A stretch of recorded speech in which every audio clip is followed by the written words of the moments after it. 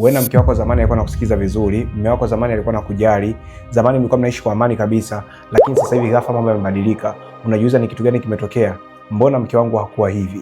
Mbona mume wangu hakuwa hivi? Sasa hii inaweza ikawa ni sababu kuna mwanaume mwingine amemloga mke wako, ama kuna mwanamke mwingine amemloga mume wako. Aidha na mwanamke mwingine ambaye anamtaka huyo mume wako, ama na mwanaume mwingine ambaye anamtaka huyo mke wako. Sasa leo nitakutajia dalili kubwa 5 ambazo ukiziona kwa mwenzi wako, aidha ni kwa mume wako ama kwa mke wako, ujue hiyo sio bure, ujue hiyo sio kawaida. Mwanaume huyo ama mwanamke huyo amekwisha kufungwa kichawi na mtu mwingine ambaye anataka kumchukua huyo mwanaume kutoka kwako, ambaye anataka kumchukua huyo mwanamke kutoka kwako. Na kaa mpaka mwisho wa video hii, kwa sababu mwishoni mwa video hii nitakwambia ni kitu gani cha kufanya kama huyo mwanaume wako anaonyesha hizi dalili ambazo nitakutajia leo, ama huyo mwanamke wako anaonyesha dalili ambazo nakwenda kutajia siku ya leo. Sasa napokwenda kuonyesha dalili hizi, kama bado haujasubscribe channel yetu, unaweza ukasubscribe pale ulipo, ili kipindi ninachokuletea mafundisho mapya uwe wa kwanza kuyapata.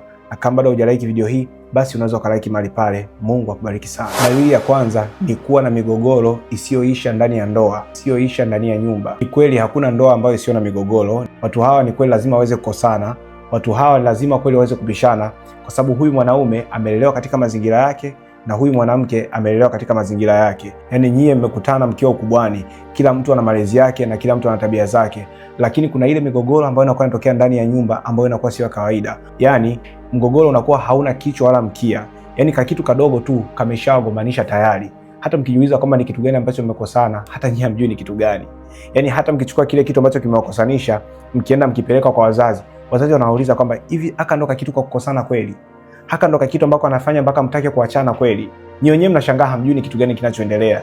Yaani kitu kadogo tu kanawagombanisha, kitu kadogo tu kanawavuruga. Yaani kaswala kadogo tu ambako mlikuwa mnaweza mkakasolve wenyewe ndani, kaitakiwa hata kasizue migogoro, kaitakiwa hata kasilete ugomvi, lakini yeye ndo kamavuruga. Kila mtu analala kivyake, hakuna mtu anayeongea na mwenzake, kila mtu yuko busy na mambo yake. Hii inaweza ikawa kuna mwanaume mwingine ambaye anaingilia kwenye hiyo ndoa, ama kuna mwanamke mwingine anaingilia kwenye hiyo ndoa yako kichawi. Yaani kuna mwanamke ambaye anataka kumfunga huyo mume wako kichawi, kuna mwanaume ambaye anataka kumfunga huyo mke wako kichawi. Yaani yeye anamtaka kindoa, anamtaka huyo mwanamke awe mwanamke wake, anamtaka huyo mwanaume wako awe yeye mwanaume wake. Ikawa kama ukifikiria unasema kwamba jamani, hichi kitu ndio kimenikosanisha mimi na mume wangu kweli? Hichi kitu ndio kimenikosanisha mimi na mke wangu kweli? Kwa nini vitu kama hivi vidogo vimetukosanisha? Kwa nini vitu kama hivi vidogo vinatuvuruga? Mbona hichi kilikuwa ni kitu cha kusolve tu kawaida? Mbona haya yalikuwa yanaongeleka, lakini unakuja kugundua tayari mambo yameshaharibika, tayari mmeshagombana, tayari kesi ipo mahakamani, imetaka kudivorce, kesi imeshawafikia wazazi tayari. Kitu kadogo lakini nyie kanawakosanisha. Na migogoro hiyo inapokuwa inatokea kwenye familia yenu ama kwenye ndoa yenu, huwa hamtaki kusolve. Yaani swala la kusolve huwa linakuwa halipo. Unakuta tu mwanaume anasema kwamba mimi nataka tuachane, mwanamke tu anasema kwamba mimi nataka niachane. Ukiangalia jamani, kitu gani cha kuachana? Hakipo. Sababu gani ambayo inafanya mwachane? Haipo. Sasa dalili ya pili, kama ni mwanaume anakuwa anajali sana watu wa nje kuliko familia yake, anakuwa anajali sana ndugu zake, anakuwa anajali sana marafiki zake kuliko familia yake yenyewe, kuliko watoto wake wenyewe. Hawajali kama anavyojali ndugu zake, hawajali kama anavyojali familia yake. Hii inaweza kuwa dalili kubwa inayomaanisha kwamba huyo mwanaume amefungwa siku ya leo. Familia haihudumii kabisa, familia yako haijali kabisa, lakini tunasikia maneno kutoka nje kwamba mume wako ana roho nzuri, mke wako ana roho nzuri. Yaani ametoka kunipa jana 200,000, ametoka jana kunipa 300,000. Tumeona kuna mtu amemsaidia. Unashangaa, mbona mimi jana nimemuomba 50,000 huko ndani tuweze kula na watoto, lakini hajanipa? Mbona mimi nimemuomba tu jana hela kidogo, lakini hiyo hela ambayo nimemuomba imezua ugomvi kabisa huko ndani. Tumegombana huko ndani. Huko ndani palikuwa hapakaliki kabisa. Kwa nini kule anawasaidia lakini hapa ndani hatusaidii? Ni kitu gani kinachoendelea? Pata sifa nyingi kutoka nje, yaani watu wanamsifia mume wako tu kwamba bwana, mume wako ni mtoaji, mume wako bwana anajali sana, mume wako bwana anasikiliza sana watu wengine, mume wako bwana ni mtoaji. Na mara nyingi hii inatokea kwamba ni pale ambapo ndugu wa mwanaume wanataka kumcontrol yule mwanaume kwa sababu ana hela. Wanataka kumcontrol yule mwanaume, wanachokifanya wanaenda kwa mganga wa kienyeji, wanamfunga huyu mume wako asiwe anakumbuka kwake, au anakumbuka tu kwao alikozaliwa. Ndio maana nashangaa kwamba familia alikozaliwa kule anakujali sana, sio kwa ubaya, sio kwamba hatutaki kujali familia tulizotokea, hapana, lakini familia aliyozaliwa anakuwa anajali sana kuliko hata watoto wake ambao umezaa nayo wewe. Anajua kabisa hawa ni watoto wangu, lakini hawajali kabisa. Lakini kule akisikia tu mjomba sijui amefanya nini, akisikia sijui tu kaka yake amefanya nini, anakuwa ni rahisi sana kuwasaidia. Lakini mtoto wake anaweza kauma huko ndani akawa anamwangalia. Wewe unaweza ukawa unauma huko ndani akawa anakuangalia tu. Unashangaa, huyu mtu ndugu zake anawasaidia, huyu mtu ndugu zake anawajali. Kwa nini sisi tu kwenye familia yetu ndio huwa hatujali? Sisi tumemkosea nini? Kuna shida gani ambayo inaendelea ndani?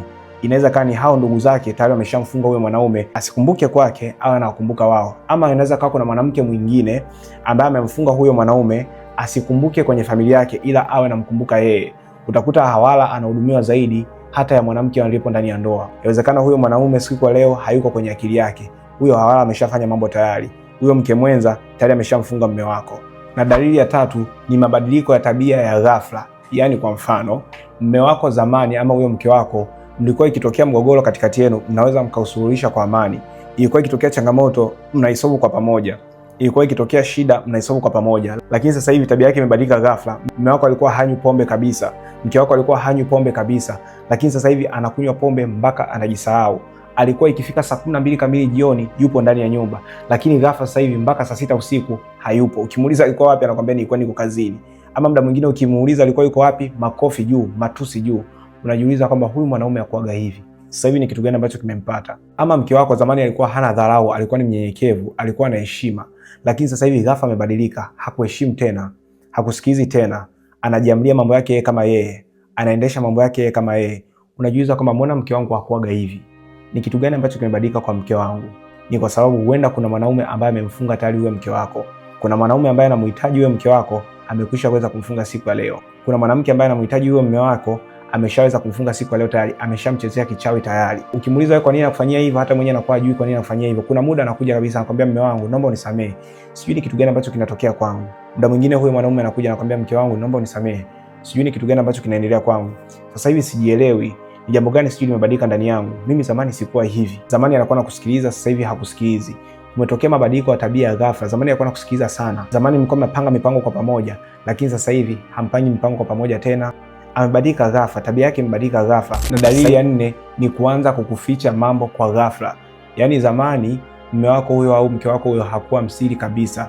Ilikuwa likitokea jambo, anakuwa ni mtu rahisi sana kukushirikisha. Alikuwa anakuambia vitu vyake vingi sana, lakini sasa hivi anaficha mambo kweli kweli. Mpaka yani mtu amekuwa na siri, mpaka mwenyewe anajiuliza kwamba huyu mwanaume amekuwa na siri. Huyu hata akinifia hapa ndani ama akianguka hapa ndani, watoto wetu watapata shida, kwa sababu sijui hata namba yake ya siri ya benki, sijui mali zake zingine ziko wapi, sijui hata baadhi ya wanafamilia yake wako wapi. Yani mwanaume wako ama mwanamke wako amekuwa ni mtu wa siri ghafla, amekuwa ni mtu anatunza masiri sana. Yani vitu vingi hakushirikishi kwenye maisha yako. Ya zamani mlikuwa mnapanga mipango kwa pamoja, mlikuwa mnashauriana tufanyaje, mlikuwa mnashauriana mfanye vipi ili muweze kujikwamua kutoka katika hiyo hali mliopo kwenda kwenye hali nyingine. Anawashirikisha watu wengine. Unasikia tu watu wengine wanakuja kukupa story kwamba bwana, unajua mume wako anajenga, unajua mke wako amefungua mradi fulani. Yani habari ambazo alikuwa anatakiwa kukwambia mke wako ndani ya ndoa, mume wako ndani ya ndoa, unazisikia kwa watu wengine. Unashangaa watu wanakuja kukwambia hongera kwa duka, hongera kwa nyumba. Unajiuliza kwamba nyumba imetokea wapi nyingine? Duka limetokea wapi nyingine? Kumbe mwenzako ameshaanza kufanya vitu kisirisiri. Amekuwa ni mtu ambaye anaficha mambo ghafla. Kwa nini amekuwa ameficha mambo ghafla? Ina maana kuna mtu ambaye zamani alikuwa anakuambia wewe mipango yake, zamani alikuwa anakuambia wewe siri zake, mnafanya vitu kwa pamoja, mnapanga vitu kwa pamoja, lakini kuna mtu ambaye ameshamchezea huyo mtu kichawi, ameshamchezea huyo mwenzako kichawi. Leo huyo mwenzako anamshirikisha yeye baada ya kushirikisha wewe. Nyota yako imeshachezewa tayari. Kwa unapoona dalili hii, shtuka, jua kabisa huyo mwanaume amerogwa tayari. Huyo mwanamke ameshafungwa tayari na mwanaume mwingine ambaye anataka kumchukua siku ya leo. Sasa napokwenda kuonyesha dalili ya 5, kama bado haujasubscribe channel yetu, unaweza ukasubscribe pale ulipo, na kama video hii inakubariki mpaka hapa tulipofika na hujalike, basi unaweza ukalike mahali pale. Na dalili ya 5 ambayo inaonyesha huyo mwenzi wako amekwisha kuloga tayari ni kama huyo mwenzi wako mara kwa mara anatoa maneno ya kukuumiza na wala hakusikilizi kabisa. Yani inatokea misunderstanding ndogo, mtu anakupa maneno makali makali, mwanamke mjinga wewe, mwanaume mjinga wewe, akudharau, anakulinganisha na watu wengine, anakuona wewe haufai, anakupa maneno ya kukuumiza. Yani wewe ukipokea simu kutoka kwa mume wako ni ugomvi, ukipokea simu kutoka kwa mke wako ni ugomvi. Mnapokuwa mbali mnapatana sana, lakini mnapokuwa karibu hampatani kabisa. Yani mnapokuwa mko mbali, unamwambia mume wangu nimekukumbuka, mke wangu nimekukumbuka, natamani urudi nyumbani tulee watoto, natamani urudi nyumbani niwe na amani, nimekukumbuka. Mnaongea vizuri mkiwa nje, mnaongea vizuri mkiwa mbali, ila mkifika tu ndani hamkai hata lisali moja, mmeshavurugana tayari. Unajiuliza kwamba ni kwa nini tukiwa mbali tunapatana, tukiwa mbali tunapendana vizuri, tukiwa ndani ya nyumba kwa nini mambo yanabadilika? Mbona kwenye ndoa sisikilizwi? Mbona sishirikishi jambo lolote? Mbona huyu mtu anafanya vitu kivyake vyake? Unajiuliza ni kwa nini? Kwa sababu huyo mume wako ama huyo mke wako amekwisha kuloga tayari. Kuna mwanamke ambaye anamchezea huyo mume wako, kuna mwanaume ambaye anamchezea huyo mke wako, anataka kumchukua kutoka mikononi mwako kwa nguvu. Na ndio maana mkiwa mbali mnapatana, mkiwa kwenye simu mnapatana, lakini mkiwa karibu hampatani kabisa. Sasa muda huu weka mkono wako wa kulia kwenye kifua chako. Nataka nimwombee huyo mwanamke ama huyo mke wako ambaye amechezewa kichawi ama amelogwa na anaonyesha dalili hizi ambazo nimekwambia siku ya leo. Weka mkono wako wa kulia kwenye kifua chako niweze kuombea.